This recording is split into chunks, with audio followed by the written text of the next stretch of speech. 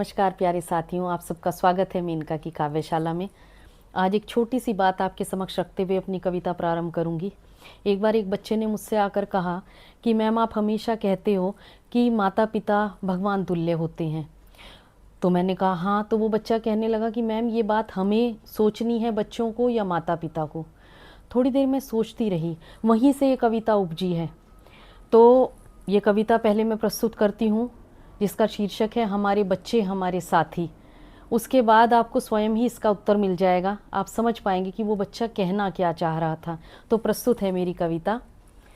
दुनिया में लाके बच्चों को संसार दिया है, उन्हीं के लिए हर पल तुमने तो जिया है।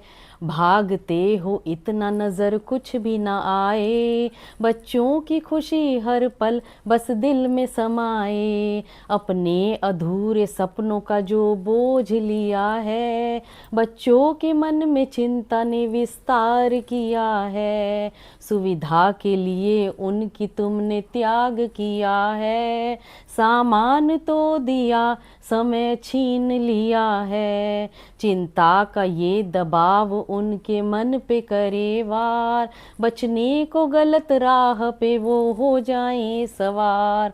नशे की लत लगे तो कभी छूट ना पाए, फिर उंगली सदा भाग्य पर तुम्हारी ही जाए। कुछ देर रुक के उनके पास बैठो तो सही, साथी बन के उनके सुनो कही अनकही। ख्वाब उनके जान के पंखों को दो उड़ान, उनके भी स्वाभिमान का रखो सदा तुम ध्यान।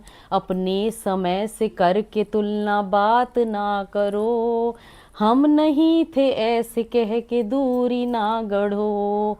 सोचना ज़रा ठहर के करना ये विचार, बदल गई परिस्थिति बदल गया संसार।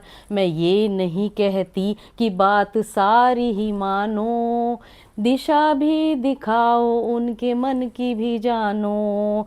आपसे ज़्यादा भला और कौन चाहेगा, आपकी ही गोद में वो चैन पाएगा। भगवान का दर्जा सदा माँ बाप को मिला, पर बच्चों ने आकर ही मान हमें ये दिया। भगवान ने सभी को अलग फूल बनाया, खुशबू दी अलग और रंग अलग सजाया।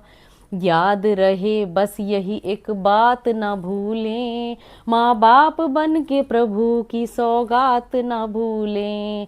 अधिकार ही नहीं जिम्मेदारी ये मिली, वो फूल बन के महके जो कली थी एक खिली। वो फूल बन के महके जो कली थी एक खिली।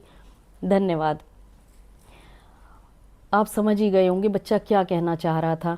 ये कविता मैं ये नहीं कहती कि सबके लिए है, पर कहीं ना कहीं जहाँ हम थोड़ी बहुत कहीं भूल कर बैठते हैं, जिसको हम जनरेशन गैप भी कह देते हैं, तो ये वही समझने की बात है कि माता पिता भगवान तुल्य हैं और एक जिम्मेदारी भी मिली है बहुत बड़ी। यदि एक ताकत मिली है तो एक बहुत बड़ी जिम्मेदारी भी मिली है।